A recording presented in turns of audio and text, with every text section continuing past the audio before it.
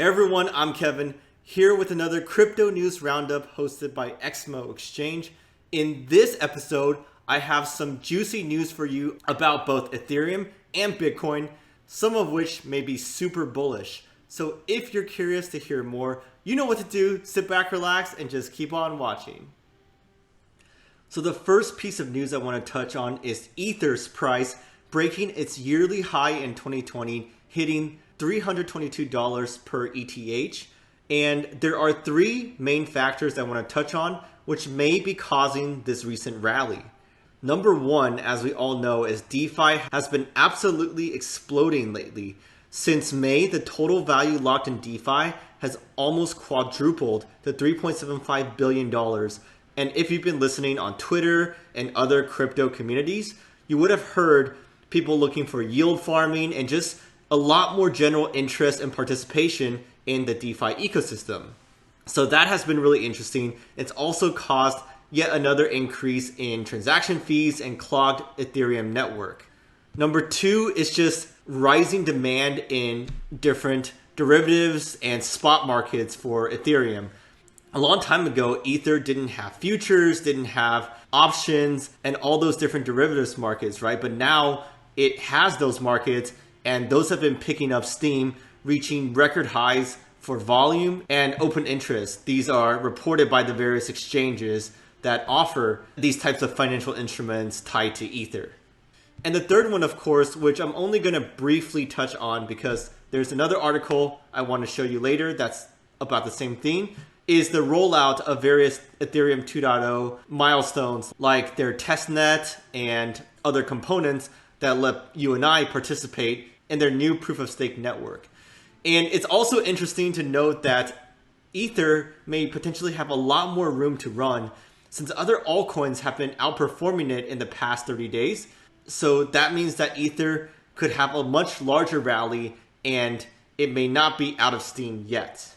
So the next piece of news is just a quick update on EXMO Exchange. Tezos is now available on the platform. You all know of Tezos, right? They are offering 4 pairs now to trade for Tezos. Tezos is a super popular one. They offer baking, or just a fancy way of saying their delegated proof of stake. So people have been buying up Tezos. It's been outperforming a lot of other altcoins in the general crypto market. And a lot of ratings firms like Weiss Crypto Ratings also love Tezos. Anyways, that's on EXMO now. So if you're looking for a new place to trade Tezos, or you're an existing EXMO trader, then go check that out. So like I said earlier, I want to touch on the first step for the Ethereum 2.0 rollout with the test system for validators, right? And just a few key points. They have released a validator launchpad on the Medalla testnet, just as a general way to educate and prepare future validators as part of their multi-stage rollout. People are really excited for this because Ethereum 2.0, when it comes out, will be the largest smart contract platform that has shifted to proof of stake. And this means that people who are in the 32 ETH club will be able to generate recurring revenue and just get more ETH over time as they continue to stake and validate blocks. So there are many phases of the rollout, but the first one is phase 0. This was the one that we told you in the last video, which may come late this year or early next year.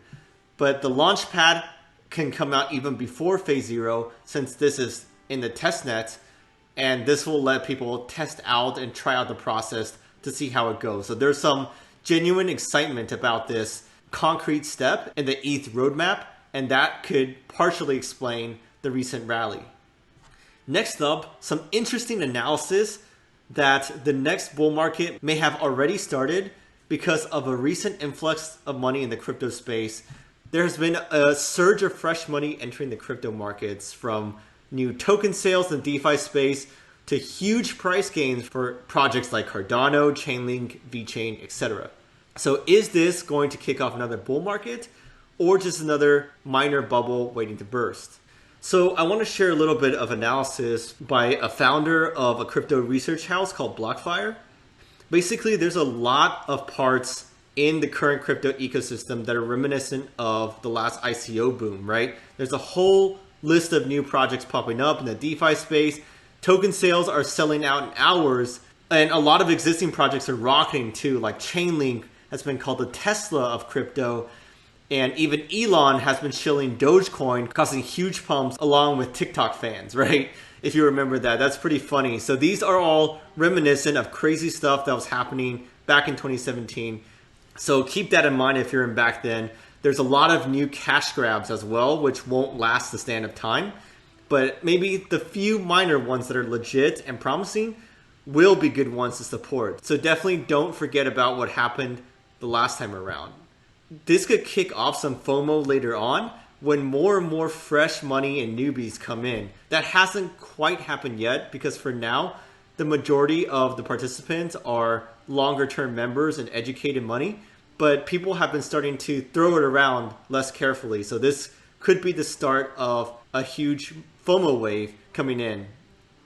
Last but not least is a huge question that I have on my mind, and you may be wondering too. Will Bitcoin benefit from a new US stimulus check, right? Because if you've been paying attention, the US Congress has been debating whether or not to give out a new $1,200 stimulus to Americans. And so the question is, will that pump up Bitcoin more than it already has since that was announced, right?